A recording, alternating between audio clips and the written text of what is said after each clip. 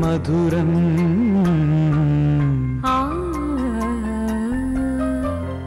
രാവുറങ്ങി നീയുറങ്ങി നീർമിഴി തോർന്നീല.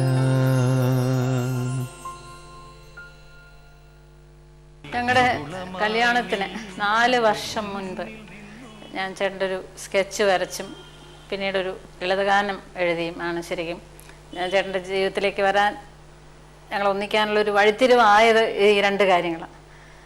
അപ്പോൾ ഈ ഇത്രയും 35 വർഷം ഞങ്ങളൊന്ന് ജീവിച്ചു. അത് കഴിഞ്ഞ് ഇപ്പോഴാണ് എനിക്കിങ്ങനെ ഒരു പോർട്രേറ്റ്, ചേട്ടൻ്റെ പോർട്രേറ്റ് ഓയിൽ പെയിൻറ്റിങ്ങിൽ വരയ്ക്കാനായിട്ട് സാധിച്ചത്. ഈ പടത്തിനെക്കുറിച്ച് എല്ലാവരും നല്ല അഭിപ്രായമൊക്കെ പറയുമ്പോൾ എനിക്ക് വലിയ വിഷമം തോന്നും, ഇത് കാണാൻ ചേട്ടനില്ലല്ലോ. പക്ഷേ പിന്നെ അതുപോലെ അതിനെ ഞാൻ പോസിറ്റീവായിട്ട് ഞാൻ അങ്ങ് ആലോചിക്കും. കാരണം ചേട്ടനുണ്ടായിരുന്നെങ്കിൽ ഞാൻ ചിലപ്പോൾ ഇതുപോലെ ഒരു പോർട്രേറ്റ് വരയ്ക്കില്ല. ഓയിൽ പെയിൻറ്റിങ്ങിൽ ഇത്രയും വലിയൊരു പോർട്രേറ്റ് ചിലപ്പോൾ വരയ്ക്കണം എന്നില്ല. അങ്ങനെ ഞാൻ സമാധാനിക്കും. ശരിക്കും ഒരുപാട് വർഷങ്ങൾ പുറകോട്ട് ഞാൻ പോവുകയാണ് ഈ പടം കാണുമ്പോൾ. ഞാൻ എൻ്റെ മനസ്സിലിപ്പോഴും ഞാൻ ആലോചിക്കാറുണ്ട്, ഞാൻ ആദ്യം പാട്ടിനെയാണോ സ്നേഹിച്ചത് അതോ വ്യക്തിയെയാണോ സ്നേഹിച്ചത് എന്നുള്ളത് എനിക്കിപ്പോഴും ഒരു കൺഫ്യൂഷനുണ്ട്. എനിക്കൊന്ന് ആദ്യം പാട്ട് തന്നെയാണ് മനസ്സിലോട്ട് ഇറങ്ങിയത്. ആ ശബ്ദം ഒരു പ്രത്യേക വശ്യതയുള്ള ശബ്ദമായിരുന്നു. അന്നൊക്കെ ആകാശവാണിയിൽ ഉള്ള എല്ലാവരും തന്നെ അന്ന് ഇപ്പോഴത്തെ സൂപ്പർ സ്റ്റാറിന് താരങ്ങളെ പോലെ പ്രശസ്തരാണ്. കാരണം അന്ന് ആകെയുള്ളൊരു മീഡിയ എന്ന് പറയുന്നത് റേഡിയോ മാത്രമേ ഉള്ളൂ. അപ്പോൾ ആ റേഡിയോയിൽ കൂടെ കേൾക്കുന്ന ശബ്ദങ്ങൾ, പാട്ടുകൾ, നാടകങ്ങൾ, എല്ലാവരും കോളേജിലൊരു ഞങ്ങളൊരു മരത്തിൻ്റെ ചുവട്ടിൽ എല്ലാവരും കൂടെ കൂടുമ്പം ഉള്ള സംസാര വിഷയം എന്ന് പറയുന്നത് തലേദിവസം കേട്ട പാട്ടുകളെക്കുറിച്ചും നാടകത്തെക്കുറിച്ചും അതിൽ അഭിനയിച്ചവരെക്കുറിച്ചും തലേദിവസത്തെ പത്മരാജൻ്റെ അന്ന് അനൗൺസറാണ്, പത്മരാജൻ ചെയ്ത അനൗൺസ്മെൻറ്റ്, ഇങ്ങനെയുള്ള കാര്യങ്ങളാണ് അവിടുത്തെ ടോപ്പിക്ക്. അപ്പോൾ ആ കൂട്ടത്തിലിങ്ങനെ എൻ്റെ മനസ്സിലിങ്ങനെ ഈ MG രാധാകൃഷ്ണൻ എന്നുള്ള പേരിങ്ങനെ അറിയാതെ, അതായത് ഒരു 70 മുതൽ 75 ഞങ്ങളുടെ കല്യാണം. ആ 71 മുതൽ പ്രീ ഡിഗ്രിക്ക് പഠിക്കുന്ന സമയം മുതൽ മനസ്സിലിങ്ങനെ വല്ലാത്തൊരു ആകർഷണം ഈ പേരിനോടും ശബ്ദത്തിനോടും പാട്ടിനോടും ഒക്കെ. ഞാനും എൻ്റെ ട്വിൻ സിസ്റ്ററുണ്ട് ഗിരിജ. അപ്പോൾ ചേട്ടന് ഞങ്ങൾ 2 പേരും കഥകൾ എഴുതുന്നും ചിത്രം വരയ്ക്കുന്നൊക്കെ അറിയാം. അതുപോലെ തന്നെ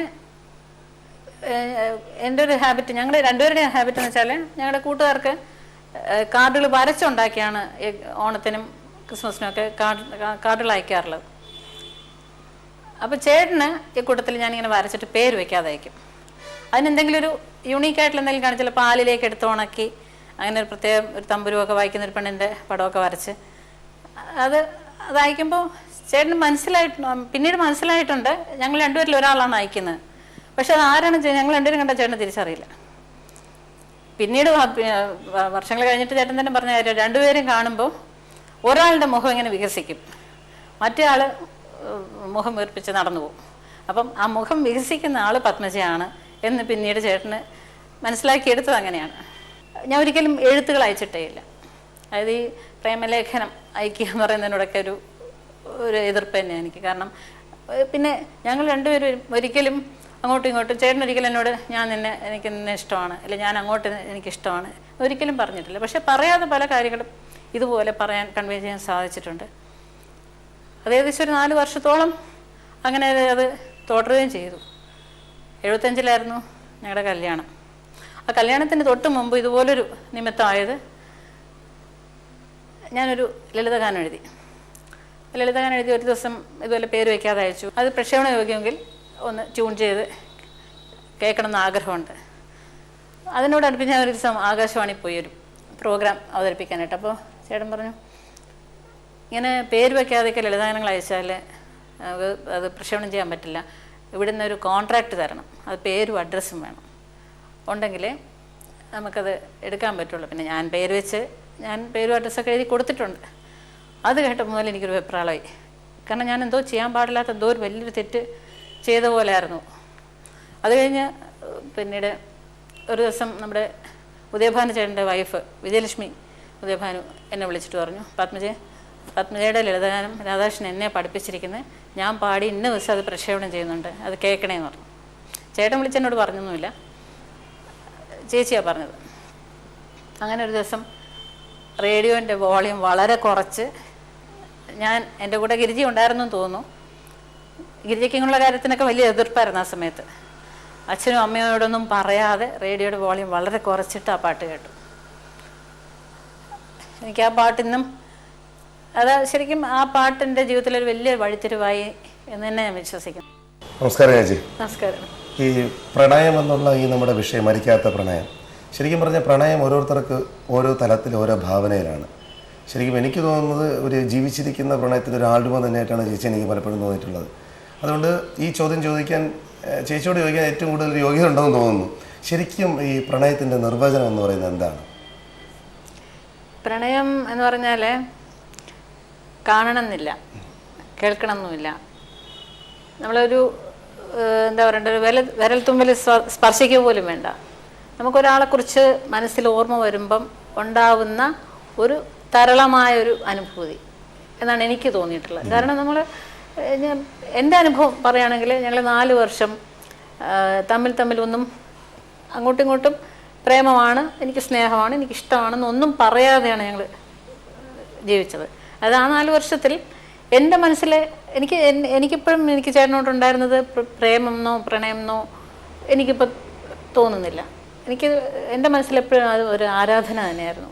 ആ ആരാധന, അന്ന് തോന്നിയ ആരാധന എനിക്കിന്നും അതേപോലെ അതേ അളവിൽ തന്നെ നിൽക്കുന്നുണ്ട്. ഞാൻ പറയാൻ കാര്യം, ഇന്നും ഞാൻ ചേട്ടൻ്റെ ഒരു പാട്ട് കേൾക്കുകയാണെങ്കിൽ അന്ന് കേട്ടിരുന്ന അതേ മനോഭാവത്തോടെയാണ് ഞാൻ കേൾക്കുന്നത്. ഞാൻ ഇത് ഈ പറഞ്ഞൊരു ഉദാഹരണമാണ്. ഇപ്പം പ്രണയം എത്ര വർഷങ്ങൾ കഴിഞ്ഞാലും മനസ്സിൽ പ്രണയം ഉണ്ടാകുമോ എന്ന് ചോദിച്ചാൽ, ഈ പ്രണയം എന്ന് പറയുന്നത് പിന്നെ സ്നേഹം എന്നാണ് അർത്ഥമാക്കുന്നതെങ്കിൽ, സ്നേഹം നമുക്ക് കുറേയൊക്കെ പങ്കിട്ടും മക്കളിലേക്കും കൊച്ചുമക്കളിലേക്കും ഒക്കെ ആയിട്ടങ്ങ് പങ്കിട്ട് പോകും. പക്ഷേ ഈ ആരാധന എന്ന് പറയുന്നത് ഒരിക്കലും പങ്കിടാൻ പറ്റില്ല. അതൊരു വ്യക്തിയോട് തോന്നുന്ന ആരാധന അത് ജീവിതകാലം മുഴുവനും നിൽക്കുന്ന ഒന്നാണ്. അപ്പോൾ അതിൻ്റെ ഒരു ഉദാഹരണമാണ് ഞാൻ പറയുന്നത്. 25 വർഷങ്ങൾ, ഞങ്ങൾ കല്യാണം കഴിഞ്ഞിട്ട് 25 വർഷങ്ങൾ കഴിഞ്ഞപ്പോൾ ചേട്ടൻ്റെ ഷഷ്ടിപൂർത്തി, അത് 2000 ചേട്ടൻ്റെ ഷഷ്ടിപൂർത്തിയായിരുന്നു. ആ 60ാം പിറന്നാളിന് ഞാനൊരു ലളിതഗാനം എഴുതി. അത് ഇവിടുത്തെ സയൻസ് ഹാളിൽ ചിത്ര സ്റ്റേജിൽ പാടുകയും ചെയ്തിരുന്നു. അപ്പോൾ ആ പാട്ട് ട്യൂൺ ചെയ്ത് ഒരു ദേശരാഗത്തിലാണ് ചേട്ടൻ ട്യൂൺ ചെയ്തത്. അത് ട്യൂൺ ചെയ്ത് കേട്ട് കഴിഞ്ഞപ്പോൾ എല്ലാവരും പറഞ്ഞു നല്ല പാട്ട്, എല്ലാവർക്കും ഇഷ്ടപ്പെട്ടു. പക്ഷേ ഈ പാട്ട് പണ്ട് എഴുതിയതായിരിക്കും, കാരണം അതിനൊരു ചെറിയൊരു പൈങ്കിളി ടച്ചുണ്ട്, ആ ഒരു പ്രേമം അതിനകത്തുണ്ട്. ആ പ്രണയം 25 വർഷം കഴിഞ്ഞിട്ട് ഇങ്ങനെ ഒരു പ്രണയത്തിലൊരു പാട്ട് എഴുതാൻ പറ്റുമോ എന്ന് ചോദിച്ചു പലരും. പണ്ട് എഴുതിയായിരിക്കും, ഞാൻ പിന്നീടൊന്ന് വിളിച്ചത് കൊണ്ടുവന്നാണെന്ന് പലരും ധരിച്ചു. ഞാൻ പറഞ്ഞു ഒരിക്കലുമല്ല, അന്ന് ആ സമയത്ത് എഴുതിയാണ്. അപ്പം മനസ്സിലിപ്പോഴും പ്രണയം സൂക്ഷിക്കാം എന്നുള്ളതിന് വലിയൊരു ഉദാഹരണമല്ലേ അത്. അപ്പം ആ പാട്ട് എപ്പോഴും ഇന്നും കേൾക്കുമ്പോൾ എല്ലാവരും ഇതേ അഭിപ്രായം എപ്പോഴും പറയാറുണ്ട്. ഇപ്പോഴത്തെ ഈ വിയോഗം, വിരഹം എന്നൊക്കെ പറയുമ്പോഴും നമ്മുടെ മനസ്സിൽ ആള് ഇല്ല എങ്കിൽ പോലും നമ്മുടെ മനസ്സിലുണ്ടാവുന്ന ചില ചിന്തകളും പഴയ കാലത്തെ ഓർമ്മകളും നമുക്ക് എഴുതാനുള്ളൊരു ഉള്ളിലുള്ളൊരു ഇതുകൊണ്ടായിരിക്കാം ഈ കഴിഞ്ഞൊരു മാസത്തിൽ, അതായത് ഒരു 3 ആഴ്ചയ്ക്ക് മുൻപ് ഞാനൊരു പാട്ട്, അതിനൊരു കവിതാന്നോ പാട്ടെന്നോ ലളിതഗാനെന്നോ എന്ത് വേണം പേരിട്ട് വിളിക്കാവുന്ന ഒരു പാട്ട് ഞാൻ എഴുതി. ആ പാട്ട് എഴുതി എൻ്റെ മക്കളെയൊക്കെ വിളിച്ച് കേൾപ്പിച്ചപ്പോൾ അവർക്ക് എല്ലാവർക്കും ഭയങ്കരമായിട്ട് വളരെ ടച്ചിങ് ആയിട്ട് എല്ലാവരും അതിനെപ്പറ്റി പറഞ്ഞു. ഞാൻ അപ്പോൾ തന്നെ ഞാൻ നമ്മുടെ എം ജയചന്ദ്രനെ കുട്ടനെ വിളിച്ചിട്ട് ഞാൻ പറഞ്ഞു, കുട്ട ഇങ്ങനെ ഒരു പാട്ട് ഞാൻ എഴുതി വെച്ചിട്ടുണ്ട്, ഒന്നിനും വേണ്ടിയിട്ടല്ല, എനിക്കതൊന്ന് ട്യൂൺ ചെയ്ത് വേണം. പിന്നെ കുട്ടൻ്റെ സൗകര്യം പോലെ എന്ത് വേണമെങ്കിലും ചെയ്യാം. കുട്ടന് ഫാമിലിയായിട്ട് ഇവിടെ വന്നു, എൻ്റെ ആ പാട്ട് മേടിച്ചുകൊണ്ട് പോയിട്ടുണ്ട്. എനിക്കത് ട്യൂൺ ചെയ്ത് കിട്ടിയാൽ എൻ്റെ ജീവിതത്തിൽ വലിയൊരു പാട്ടായിരിക്കും അത്. ഞാനും അത് വായിച്ചപ്പോൾ എനിക്കും ഇഷ്ടപ്പെട്ടു. ശരിക്കും പറഞ്ഞാൽ നമുക്ക് കിട്ടാവുന്ന ഏറ്റവും നല്ലൊരു മനോഹരമായ പാട്ടിൻ്റെ പിറവി അതിനകത്തുണ്ടെന്ന് തോന്നുന്നു. ചേച്ചി കുറച്ച് ലൈൻസ് ഒന്ന് പറയാമോ? നിന്നെ ഞാൻ കാണുന്നു താരാപഥങ്ങളിൽ, നിൻപദം കേൾക്കുന്നു പൂമുഖവാതിലിൽ, നിൻ ഗന്ധമറിയുന്നു വിരിയുന്ന പൂക്കളിൽ, നിൻ സ്പർശമറിയുന്നു കാറ്റിൻ തലോടലിൽ.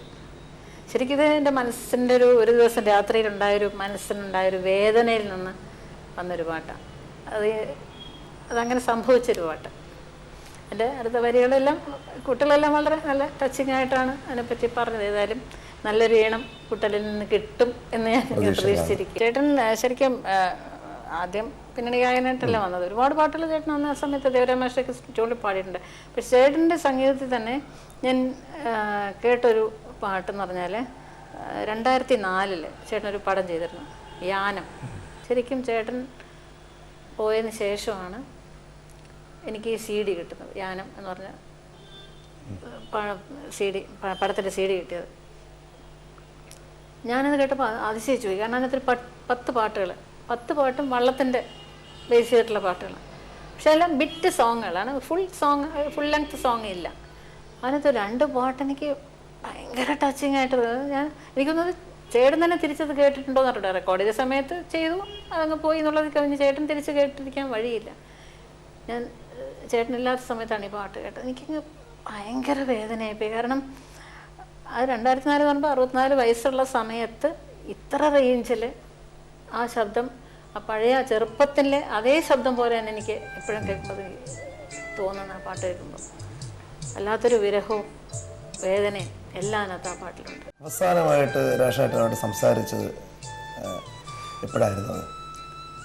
അത് ചേട്ടൻ പിന്നെ ഈ ജീവിതത്തെയും മരണത്തെയും വളരെ ലളിതമായിട്ടാണ്, വളരെ ലൈറ്റായിട്ടാണ് ചേട്ടൻ എടുത്തിരുന്നത്. മരണം ചേട്ടൻ്റെ മനസ്സിൽ ചേട്ടന് അറിയാമായിരുന്നു. അതായത് ആ ഇടയ്ക്ക് എപ്പോഴും ജൂലൈ 2 മരിക്കുന്നത്, 2010 ജൂലൈ 29 ചേട്ടൻ്റെ ജന്മനാൾ വരാൻ പോകുന്നത്, ഡേറ്റ് ഓഫ് ബർത്ത്.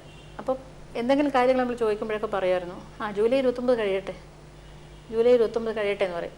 അതൊരു 2010 തുടങ്ങിയ സമയം മുതൽ ചേട്ടൻ അത് പറഞ്ഞിരുന്നു. അപ്പോൾ ചേട്ടനെന്തോ അത് കഴിഞ്ഞിട്ട് ഒരു പ്രതീക്ഷയില്ലാത്ത മാതിരി പല സമയങ്ങളിലും ഹോസ്പിറ്റലിൽ അഡ്മിറ്റാവും, തിരിച്ചു വരുമ്പോൾ എല്ലാവരും പറയാറുണ്ട് ഭയങ്കര വിൽ പവറാണ്, ആ വിൽ പവർ കൊണ്ടാണ് പിന്നെ ജീവിതത്തിലേക്ക് വരുന്നത് എന്ന് പലപ്പോഴും എനിക്കും തോന്നിയിട്ടുണ്ട്. പക്ഷേ ആ സമയത്തോട് അടുത്തപ്പോൾ ചേട്ടൻ തന്നെ സറണ്ടർ ചെയ്യാൻ പോകുന്ന പോലെ എനിക്ക് തന്നെ ഒരു ഫീലിംഗ് ഉണ്ടായിട്ടുണ്ട് പലപ്പോഴും. അപ്പോൾ ഞാൻ ICUവിൽ മാറ്റുന്നതിന് തൊട്ട് മുമ്പ് ഏറ്റവും അവസാനം മുറി എന്ന് പറഞ്ഞൊരു വാചകം വളരെ സരസമായിട്ട്, എല്ലാം വളരെ സർക്കാസ്റ്റിക്കായിട്ട് സംസാരിക്കുക. ഒരു രക്ഷയില്ല എന്നുവെച്ചാൽ എന്ത് മുകളിലോട്ട് പോറായി എന്നുവെച്ചു. ആര്? ഞാൻ എന്നുവെച്ചു. അയ്യോ എന്നാൽ ഞാനും കൂടെ വരട്ടെ. അവിടെ എനിക്ക് സ്വൈര്യം തരത്തില്ല എന്ന് ചോദിച്ചു. അത് ഞാൻ വളരെ ലൈറ്റായിട്ടെടുത്തു. അത് കഴിഞ്ഞിട്ട് അന്നാണ് ICUവിലോട്ട് മാറ്റുന്നത്, ജൂൺ 10 അത് കഴിഞ്ഞിട്ട് 14 തിരിച്ചു വന്നു. പിന്നെ 19 രണ്ടാമതും ICUവിലോട്ട്. ആ ICUവിലോട്ട് പോയ സമയത്ത് ഞാൻ എന്നും അവിടെ, എനിക്ക് എപ്പോൾ വേണമെങ്കിലും അവിടെ സിസ്റ്റേഴ്സും ആരും ഏത് സമയത്തും എന്നെ അനുവദിക്കുമായിരുന്നു അവിടെ ഇരിക്കാൻ. രാത്രി 12 മണി വരെ അവിടെ ഇരിക്കാൻ. അപ്പോൾ 12 മണി വരെ ആയിരുന്നു ഞാൻ നെറ്റിയിൽ ഇങ്ങനെ കൈവച്ചിട്ട് ലളിതാ സഹസ്രനാമം ചൊല്ലി എൻ്റെ മനസ്സിന് തൃപ്തി വരുന്ന രീതിയിൽ അത്രയും നേരം ഇരുന്നിട്ട് ഞാൻ പിന്നെ മുറിയിലോട്ട് പോയി. അപ്പോൾ ഒരു ദിവസം അങ്ങനെ ചൊല്ലിക്കൊണ്ടിരുന്നപ്പോൾ എന്നോട് ചോദിച്ചു, വല്ലാണ്ട് വേദനിച്ച പറഞ്ഞു, നീ എന്നെ ഒറ്റയ്ക്കാക്കി പോവല്ലേ. അപ്പോൾ ഞാൻ എൻ്റെ മനസ്സിൽ അങ്ങോട്ടൊന്നും ചോദിച്ചില്ല, എന്നെ ഒറ്റയ്ക്കാക്കിയിട്ടല്ലേ പോയിക്കൊണ്ടിരിക്കുകയല്ലേ എന്ന് ഞാൻ അങ്ങോട്ട് മനസ്സുകൊണ്ട് ചോദിച്ചു. കാരണം അതൊരു വല്ലാത്തൊരു പറച്ചിലായിരുന്നു, ഒറ്റയ്ക്കാക്കി പോയില്ല. ആ സമയത്താണ് ചേട്ടൻ എന്തോ ഒരു വല്ലാത്തൊരു മുഖത്താ ഒരു ഭാവം ഞാൻ കണ്ടത്. അത് സറണ്ടർ ചെയ്യാൻ പോവാണ്.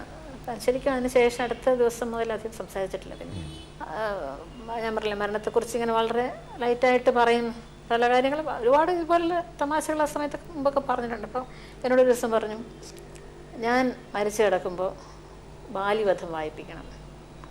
ഞാൻ ചോദിച്ചു, എന്താ ബാലിവധത്തിനോട് ഇത്ര? അത് ബാല്യെ ഒളിയമ്പെയ്താണ് കൊന്നത്, എനിക്ക് ഒരുപാട് ഒളിയമ്പ് ഏറ്റിട്ടുണ്ട് എന്ന് പറഞ്ഞു. വളരെ സരസമായിട്ട് പറഞ്ഞു. പക്ഷേ പിന്നീട് ഇവിടെ കിടന്ന സമയത്ത് രാമായണം വായിപ്പിക്കുമ്പോൾ ഞാനത് വായിക്കുന്ന ആളിനെ അറിയിച്ചു ബാലിവധം.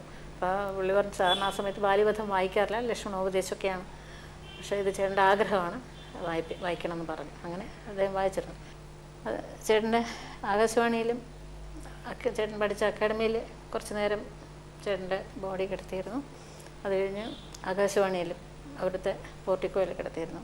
അപ്പോൾ ഞാൻ അവിടെ ചെല്ലുമ്പം കേൾക്കുന്നത് ചേട്ടൻ ചൊല്ലിയ രാമായണം സ്പീക്കറിൽ ഉറക്കെ വെച്ചിരിക്കുന്നു. അപ്പോൾ ഞാനത് നമ്മളൊട്ടും പ്രതീക്ഷിക്കുന്നില്ല. അത് എനിക്ക് തോന്നുന്നു ഒരു കലാകാരനും ആ ഒരു അനുഭവം ഉണ്ടായിട്ടുണ്ടാവില്ല. മരിച്ചു കിടക്കുമ്പോൾ സ്വന്തമായിട്ട് ചൊല്ലിയ രാമായണം കേട്ടുകൊണ്ട് കിടക്കുക, അതാർക്ക് കിട്ടിയിട്ടുണ്ടാവും അങ്ങനെ ഒരു ഭാഗ്യം. അപ്പോൾ ഞാൻ വിചാരിച്ചു ഇതിൽ കൂടുതലൊരു അംഗീകാരം കിട്ടേണ്ട കാര്യമില്ല. ജീവിച്ചിരുന്നപ്പം പലരും പല രീതിയിലും തഴയപ്പെട്ടിരുന്നെങ്കിലും ഇതൊരു വലിയൊരു അംഗീകാരം തന്നെ. ആ മരണ സമയത്ത് യാത്രയാവുന്നത് അതൊരു വലിയൊരു അംഗീകാരം തന്നെയാണ്. പ്രണയം ഇവിടെ ഇതാ വീണ്ടും ഒരാളിലൂടെ ജീവിച്ചിരിക്കുന്നു. മരിക്കാത്ത പ്രണയത്തിൻ്റെ സാക്ഷ്യപത്രം. ജീവനുള്ള മറ്റൊരു പ്രണയശില്പം, മറ്റൊരു താജ്മഹൽ.